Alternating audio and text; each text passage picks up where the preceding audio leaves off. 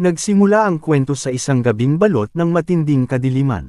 Sa ilalim ng isang matarik at mataas na bangin, ay makikita ang isang mabangis na labanan sa pagitan ng mga asasin na walang awa kung pumatay, nagpapatayan ang bawat isa.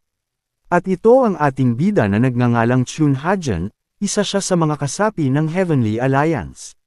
Sinabi niya, napakaabala ko, kaya mas mabuting sabay-sabay na lang kayong umatake sa akin. Nang marinig iyon, ay sinabi ng mga taong humahabol sa kanya, napakayabang mo para sa isang taong kakapatay pa lamang ng ilan sa aming mga kasamahan. Habang sumisigaw, ay sabay-sabay nila siyang inatake, nainsulto at napukaw sila sa sinabi ni Hajan na hinahamon silang umatake ng magkakasabay. Makikitang tatlong tao ang biglang umatake mula sa kaliwang likuran, tina-target ang kanyang blind spot habang ang dalawa pa ay umatake mula sa kanyang kanan, may layuning tapusin siya sa isang bagsakan lamang. Ngunit napakadaling basahin ng kanilang mga galaw. Sa isang iglap na pag-indek ng espada, ay napatay niya ang dalawang nasa kanan.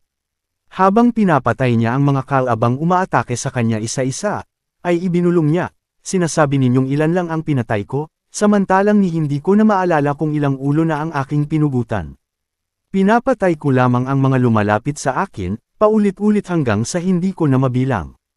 Kahit marami na ang napatay, ay patuloy pa rin silang umaatake kay Hajan at nais siyang patayin. Iniisip nila na kahit itinuturing siyang hari ng asasin, ay hindi imposible na mapatay siya kung sila ay napakarami.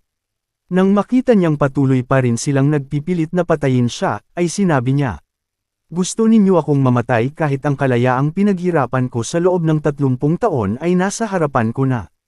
Mga hinayupak kayo, kayo ang dapat mamatay. Papatayin ko kayong lahat kung iyon ang kapalit ng aking kalayaan."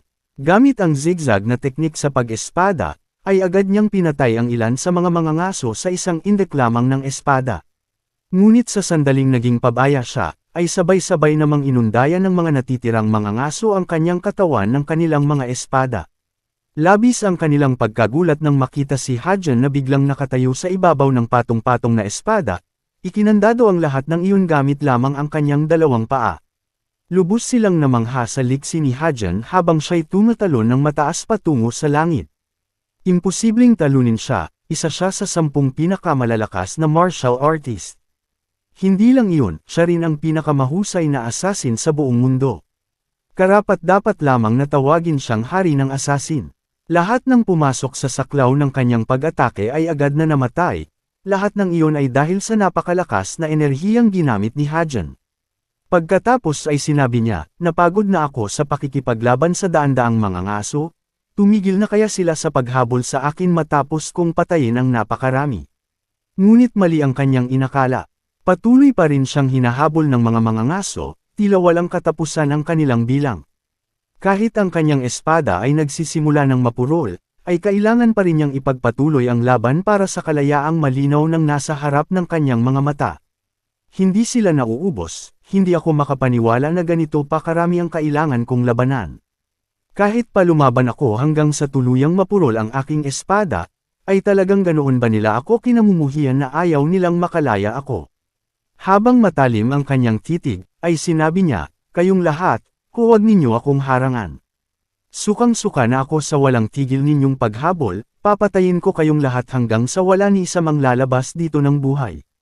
Sa isang iglap, ay ginamit niya ang isang lihim na teknik sa pakikipaglaban, isang teknik na ginagamit lamang niya kapag siya'y nasa alanganin, lahat upang patayin ang lahat ng naroon. Chun Hajan, alam mo ba, marahil ikaw nga ang pinakamahusay na assassin sa buong mundo, tinatawag kang hari ng assassin, ngunit isa ka lamang asong mangangaso ng pinuno ng Heavenly Alliance. Wala kang puso, isa kang demonyong mamamatay tao. Pumapatay ka na parang sunod sanyeran lamang sa kanyang mga utos, kaya ano ang alam mo tungkol sa buhay? Maging ang kabilang buhay ay isinumpa ka na magpakailanman. At hindi lamang iyon, ang buhay mo, ang kaluluwa mo, at ang libu-libong taong pinatay mo rin, lahat ay sinusumpa ka, ang iyong buhay ay napuno ng kamatayan. Makalipas ang ilang sandali, ay bigla niyang naramdaman ang napakatinding sakit. Isang palaso ang bagong tumama at bumaon sa kanyang tiyan. Habang pinipigil ang matinding kirot, ay naisip niya, hindi ako maaaring mamatay dito. Sa buong buhay ko, ay matagal na akong nabuhay bilang isang aso ng mga hinayupak na Heavenly Alliance na iyon. Ngayon lang ako tuluyang nakalaya matapos putulin ang tanikalang matagal nilang itinali sa akin. Kahit ramdam niya ang matinding pagod, sakit, at gutom, ay patuloy pa rin siyang tumatakbo upang iligtas ang sarili mula sa habulan ng mga mangangaso na ipinadala ng Heavenly Alliance. Pinilit niyang tumakbo ng mas mabilis, patungo sa isang lihim na lugar kung saan maaari siyang uminom ng eliksir at mga gamot upang pagalingin ang lahat ng kanyang sugat at maibalik ang kanyang lakas. Pinwersa niya ang kanyang katawan na gumalaw ng mas mabilis. Kapag nakarating siya sa lihim na lugar na iyon, ay tuluyan na siyang magiging malaya mula sa gapos ng Heavenly Alliance. Ngunit hindi na kinaya ng kanyang katawan. Bigla siyang bumagsak sa lupa, hinihingal. Sinabi niya, bago ko pa magamot ang sugat na ito, ay baka mabaliw na ako sa sobrang gutom. Hindi ko inakala na sa loob ng 7 araw, ay ilang piraso lamang ng tuyong karne ang kinain ko para lang may maipanglaman sa tiyan ko. Habang nakatingin sa maliwanag na buwan, inisip niya ang isang pagkain na hugis cake. Ngunit biglang naglaho ang kanyang guni-guni nang may isang aninong dumaan sa kanyang harapan, agad siyang inatake. Kahit lubhang pagod ang katawan ni Hadjan, ay nanatili pa rin ang kanyang napakabilis na reflex upang iwasan ang biglaang pag-atake. Sa tindi ng lakas ng atake na iyon, ay nagawa nitong hatiin ang bangin na nasa kanyang harapan. Naisip ni Hadjan, sino ba talaga siya? Napakahusay ng kanyang kakayahang magtago, kahit ako na tinaguri ang pinakamahusay na assassin, ay hindi man lang siya napansin. Sinubukan ni Hadjan na umatras at magbigay distansya nang makita niyang nagsimulang ilabas ng taong iyon ang kanyang killer aura na dumadaloy ng napakalakas sa buong katawan nito. Walang kahit isang salitang lumabas sa kanyang bibig, tahimik lamang siyang naghanda upang salakayin si Hadjan. Sa isang iglap, ay buong lakas niyang inundayan ng kanyang espada ang pag-atake, sapat upang hatiin ang ilang punong kahoy sa kanyang harapan. Ngunit labis ang kanyang pagkagulat, hindi niya inakala na ang napakalakas niyang atake ay madaling naiwasan ni Hadjan. Naisip ni Hadjan, ang antas ng martial arts ng kalaban ay kayang putulin ang isang kagubatan gamit lamang ang aura ng espada. Ang taong ito ay tiyak na isa sa pinakamalalakas na assassin mula sa Southern Continent. Habang tinitingnan ng nahating bangin, ay sinabi ni Hadjan, nauunawaan ko kung bakit nais akong patayin ng Heavenly Alliance. Ngunit hindi ko inakalang makikialam pa ang mga elite mula sa Blood Fortress sa aking mga gawain. Sa tingin mo ba ay kikilalanin ka ng Murm bilang isa sa 10 pinakamalalakas na martial artist kung inaatake mo ang isang taong pagod na pagod matapos lumaban sa daan-daang eksperto? Kung aatake ka sa ganitong kalagayan, ay maling kalaban ang pinili mo. Hahatiin kita sa maliliit na piraso kapag nakalaban mo ako, kahit pa ako ay nasa matinding pagod. Pagkasabi niyon, ay sabay silang tumalon at inatake ang isa't isa. Pareho nilang ginamit ang kani-kanilang lihim na teknik sa pakikipaglaban. Maliwanag ang kanilang intensyon, ang patayin at tapusin ang isa't isa sa isang bagsakan lamang. Ngunit hindi ganoon kadaling talunin si Hadjan, ang taong nagkamit ng titulong pinakamalakas na hari ng assassin. Nang makalapag muli ang kanilang mga paa sa lupa, ay makikitang ang mga ngaso ay nagsimulang mawalan ng malay. Bumuhos ang napakaraming dugo mula sa kanyang katawan hanggang sa siya'y mamatay agad sa isang iglap. Pagkatapos, ay napansin ni Hadjan ang presensya ng isang tao mula sa malayo. Sinabi niya, kung tapos ka ng manood ng palabas na ito, ay lumabas ka na at ipakita mo ang sarili mo sa harapan ko. Ngunit labis ang pagkagulat ni Hadjan, ang taong matagal nang nagmamasid sa kanya ay walang iba kundi ang nakatagong reyna ng mga demonyo. Sinabi ng reyna, isa itong karangalan na natatandaan mo pa rin ako, kahit 6 na taon na ang lumipas mula nang hindi na tayo muling nagkita. Shun Hadjan, kumusta ka na? Matagal na tayong hindi nagkakaharap ng harapan. Makalipas ang ilang sandali, sa ibang lugar, sa isang bangin na pinangyarihan ng masaker na isinagawa ni Hadjan, ay isang grupo ng mga tao ang dumating upang siyasatin ang lugar ng pagpatay. Isa sa kanila ang nagsabi, unang pinuno, lahat ng bangkay sa lugar na ito ay mga martial artist mula sa Blood Fortress. Dapat malaman na ang lalaking may puting buhok ay nagngangalang Jung Il-yong. Siya ang unang matanda ng Heavenly Alliance. Sinabi niya, hindi ko inakala na makakatakas siya mula sa hindi mapasok na formation na maingat nating inihanda. Higit lang iyon, nagawa pa niyang patayin ang lahat ng martial artist na ipinadala natin. Siya ay tunay na karapat-dapat magtaglay ng titulong hari ng mga assassin, ang pinakamalakas na umiiral sa buong mundo. Pagkatapos, ay tinawag ni Jung Ilyong ang lahat ng kanyang tauhan upang magtipon sa kanyang harapan. Habang sumisigaw ay sinabi niya, "Kayong lahat, sundan ninyo agad ang bakas ng enerhiya ng kamatayan ng nakatagong reyna ng mga demonyo, dahil sigurado akong naroon na si Hajan." Isinalaysay na ang tunay na pangalan ng nakatagong reyna ng demonyo, ay Kwak Sukyo. Bagamat gumagamit siya ng isang teknik upang manatiling mukhang bata, ang kanyang tunay na edad ay humigit kumulang 60 taon na. Kapag nakita mo ang kanyang mukha na napakaganda at napakalambot, ay iisipin mong hindi niya kayang pumatay kahit ng isang insekto. Ngunit ang tunay na katotohanan na si Sukyo, ay isang malupit na mamamatay tao na hindi man lamang makatulog kahit isang gabi kung hindi siya nakakapatay ng isang tao. Pagkatapos ay naisip ni Hajan, hindi pa pala sapat ang pagpapadala ng mga assassin at ng pinakamahusay na mga tauhan mula sa Blood Fortress para hulihin ako. Umabot pa sa puntong ipinadala nila ang baliw na mamamatay tao na ito. Ganoon ba talaga sila, handa sa kahit anong paraan para lamang mahuli ako? Kahit napakagulo at napakabigat nito, ay may isa pa rin akong lihim na taktika upang harapin siya. Bahagyang tumawa si Sukyo nang makita niyang itinutok ni Hajan ang kanyang espada. Sinabi niya, "Talagang nadismaya ako na itinaas mo agad ang espada mo, samantalang may espesyal tayong ugnayan na dapat munang pag-usapan." "Anong ibig mong sabihin sa espesyal na ugnayan, demonyo?" Sigaw ni Hajin, "Bastard ka, huwag kang magsalita ng walang kwenta." Kalmadong sinabi ni Sukyo, "Napakababaw ba talaga ng utak mo? Ni hindi ko nga inakala na makakaligtas ka sa napakaraming pag-atake sa kalagayan mong iyan, kaya iminumungkahi ko na piliin mo ang pinakamadaling paraan palabas."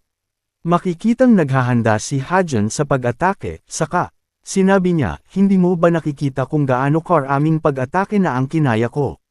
Bakit ako matatakot sa isang matandang babaeng 60 taong gulang?" Sa isang iglap, ay biglang nagbago ang ekspresyon ng kanyang mukha.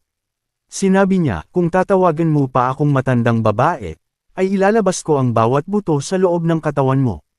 Nang marinig iyon, ay kalmadong sinabi ni Hajan, "Nakakatakot naman, nanginginig talaga ang mga paa ko sa banta mo. Mukhang masyado ka ng sensitibo mula nung huli tayong nagkita. Tama ba, matandang babae?" Bagamat galit na galit si Sukyo sa paulit-ulit na pagtawag sa kanya bilang matandang babae, ay biglang nagbago ang ekspresyon ng kanyang mukha at naging isang banayad na ngiti. Dahil dito, ay lalong nagtaka si Hajan, sapagkat hindi niya alam kung ano ang nasa isip ng demonyong iyon. Habang tumatawa, ay sinabi ni Sukyo, "Mukhang totoong ang pinalaki ka ng Heavenly Alliance bilang pinakamahusay nilang assassin. Makatuwiran na hilingin ito ng Blood Fortress sa akin, dahil nakikita ko na ang ubod ng enerhiya mo ay naglalaman ng isang bagay na dalisay ngunit kasuklam-suklam, isang enerhiyang kabutihan. Malinaw na ang enerhiyang iyon ay nagmula sa siyam na pinakamalalakas na sekta, napakamangha-mangha. Alam kong nagpadala sila ng daan-daang pinakamahusay na martial artist upang hulihin ka ng buhay, ngunit pinatay mo silang lahat. Sigurado akong pinag-aralan mo ang 9-sect martial art at ang kanilang mga lihim na kakayahan." Nang marinig ang walang tigil na daldal ng reyna ng mga demonyo, ay sinabi ni Hajan, "Napakadaldal mo para sa isang taong gustong lumaban sa akin. Halata namang gusto mong malaman ang lihim na martial art ng siyam na sekta, pati na rin ang mga lihim na impormasyon tungkol sa Heavenly Alliance. Ngunit wala akong balak na ibunyag ang mga lihim na iyon sa Blood Fortress, kahit pa alam mo na ang tungkol dito." Nang mapagtanto ni Sukyo na nabunyag na ang kanyang tunay na layunin, ay sinabi niya, "Inakala kong isa ka lang hangal na assassin na marunong lang pumatay at makipagdigma. Ngunit mukhang ginagamit mo rin pala ang utak mo para mag-analisa. Sa totoo lang, ay hindi ko kailangan ng kahilingan ng Blood Fortress, ni ang mga lihim ng Heavenly Alliance. Ang tanging nais ko lamang ay ang 9-sect martial art. Kung sasabihin mo iyon sa akin, ay hahayaan kitang mabuhay ng mas matagal. Hindi ba't ito ay isang kasunduang patas para sa ating dalawa?" Nang marinig iyon, si Hajan ay tumawa lamang at sinabi, "Isang basurang tulad mo, may lakas ka pa ng loob na sabihing patas ito. Nagkakamali ka, dapat mong malaman na sa ngayon, ako ay nananatiling tahimik. Biglang nagsalita si Sukyo, iyon ba ay dahil sa isang blood parasite? Naisip ni Hajan, paano niya nalaman ang tungkol sa blood parasite na nasa loob ng aking katawan, hanggang saan na ba ang nalalaman niya tungkol sa Heavenly Alliance? Naalala ni Hajan ang kanyang nakaraan, ang sandaling namatay ang isa sa kanyang mga kaibigan dahil nagtangka itong ipagkanulo ang Heavenly Alliance. Ang blood parasite sa loob ng iyong katawan ay magwawala sa sandaling subukan mong ipagkanulo ang alyansa. Iniligtas ko ang iyong buhay, ngunit tinanggihan mo ang kabutihang ipinagkaloob ko. Dapat mong malaman na ang buong buhay mo at maging ang iyong kamatayan ay para lamang sa kataas-taasang pinuno ng Heavenly Alliance. Kaya't kahit kaunti, ay hindi ka kailanman makakaalis sa alyansang ito. Nagbalik sa kasalukuyan ang isipan ni Hajan nang magsalita si Sukyo, kung handa kang sabihin sa akin ang lahat ng lihim ng martial art ng siyam na sekta at kung kaya kong lutisin ang problema, ay hindi mo na kailangang mag-alala patungkol sa Heavenly Alliance. Pinag-aralan ko ang teknik ng demonyong Diyos ng kamatayan, at lubos ko ring nauunawaan ang lahat tungkol sa mga lason. Sa teknik na iyon, ay madali kong maaayos ang blood parasite na nasa loob ng iyong katawan. Habang nakangiting puno ng kumpiyansa, ay sinabi niya, mapapalaya kita mula sa parasite na iyon kung ibabahagi mo sa akin ang martial art ng siyam na sekta.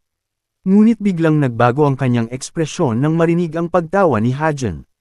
Sinabi ni Hajan, "Hoy, matandang babae, akala mo ba ay iisa lang ang dahilan kung bakit nila ako hinahabol, dahil lang ba tumakas ako mula sa kanilang mga kamay? Hinahabol nila ako dahil isa ako sa pinakamalalakas na martial artist. 5 taon na ang nakalipas, ay natutunan ko na kung paano alisin ang blood parasite na nasa loob ng aking katawan. Ngunit kailangan kong maabot ang mas mataas na antas upang mailabas ito ng walang kahit kaunting pagkakamali, at kailangan ko ng sapat na oras upang lubos na maangkin ang teknik na iyon." Pagkatapos ay tinanong ni Hajan, hahayaan mo ba talaga akong mabuhay kung sasabihin ko sa iyo ang martial art ng siyam na sekta? Bigla siyang sumigaw at ipinagpatuloy, tigilan mo na ang pagsasalita ng walang kabuluhan. Akala mo ba ay hindi ko alam ang tunay mong ugali? Sa loob ng 30 taon, ay ninakaw ng mga hinayupak na iyon ang aking buhay. Hinding-hindi na ako muling magpapaloko kon inuman. Lumayas ka sa paningin ko, lintik ka. Kung pipiliin mong tumakas ngayon, ay mapapanatili mo pa ang marumi mong buhay. Nang marinig iyon, ay labis na nagalit si Sukyo. Sinabi niya, napakalakas ng loob mo para sabihin iyan, gayong malapit na itong dumating. Isa kang kaawa-awang hangal, hindi ko kailanman hinahayaan ang sinumang umalipusta sa akin na mabuhay ng matagal. Mula sa tingin pa lamang ng iyong mga mata, ay alam kong hindi mo kailanman sasabihin sa akin ang martial art ng siyam na sekta. Makikitang naghahanda si Hajan, ang kanyang espada ay nababalot ng makapangyarihang aura. Sinabi niya, kahit na kailangan kitang labanan, ay hindi ibig sabihin na matatalo ako. Putang matandang babae ka, mas mabuti pang mamatay ka na. Lubos na nagngit-ngit si Sukyo matapos siyang paulit-ulit na tawaging matandang babae. Pagkatapos, ay sabay silang umatake sa isa't isa gamit ang kani-kanilang aura ng kapangyarihan. Sa tindi ng kanilang mga pag-atake, ay nagdulot ito ng napakalakas na pagsabog. Makalipas ang ilang sandali, nang magsimulang mawala ang makapal na ulap na bomb alert sa lugar, ay napansin na ang kuko ng babae ay tumagos sa parehong pulso ni Hajan, dahilan upang tuluyan siyang hindi na makagalaw. Bigla niyang napansin si Jung Il-yong na papalapit sa kanya mula sa malayo. Nang hindi man lamang siya binigyan ng pagkakataong makagalaw, ay agad na pinutol ni Jung Il-yong ang magkabilang binti ni Hajan hanggang tuluyang mahiwalay sa kanyang katawan. Hindi pa roon nagtapos, si Sukyo, na kanina pa pinipigilan ang kanyang mga galaw, ay agad ding pinutol ang magkabilang kamay ni Hajan at itinarak ang kanyang matutulis na kuko diretso sa kanyang puso. Habang tinitiis ang matinding sakit, ay naisip ni Hajan, hinding-hindi ko inakalang dito lang pala aabot ang lahat. Naputol na ang aking mga kamay at mga paa, ano ang dapat kong gawin? Pagkatapos, ay labis siyang nagulat at tuluyang sumuko nang hawakan ni Sukyo ang kanyang ulo gamit ang dalawang kamay. Sinabi nito, napakasarap panoorin ang itsura mo ngayon, wala ka ng mga kamay at paa. Mukhang kailangan ko nang alisin ang iyong ulo para wala ka nang masabi pa, ito ay tunay na nakakatuwa. Pagkatapos hatake ni Sukyo ng buong lakas, ay agad na naputol ang ulo ni Hajan. Habang tumatawa ng may kasiyahan, ay sinabi niya, "Ngayon ay gumapang ka patungong impyerno na parang isang parasite." Bago tuluyang maglaho ang kanyang kamalayan, ay sinabi ng kanyang puso, "Ito ba ang huling kakila-kilabot na sandaling masisilayan ko bago ang aking kamatayan? Kahit, saglit lamang, ang nais ko lang ay mamuhay ng normal. Ngunit ang lahat ng iyon ay isa lamang panaginip, gusto ko lang mabuhay bilang isang karaniwang tao." Imposible ba talaga iyon, kung bibigyan pa ako ng isa pang pagkakataon, ay marahil babaguhin ko ang landas ng aking kapalaran. Lumipat ang kwento sa isang lugar na kilala bilang pangunahing tirahan ng banal na demonyo. Makikitang may isang taong nakahiga sa kama, payat ang katawan at napakaputla ng mukha. Bigla siyang nagising at dahan-daw ang idinilat ang kanyang mga mata.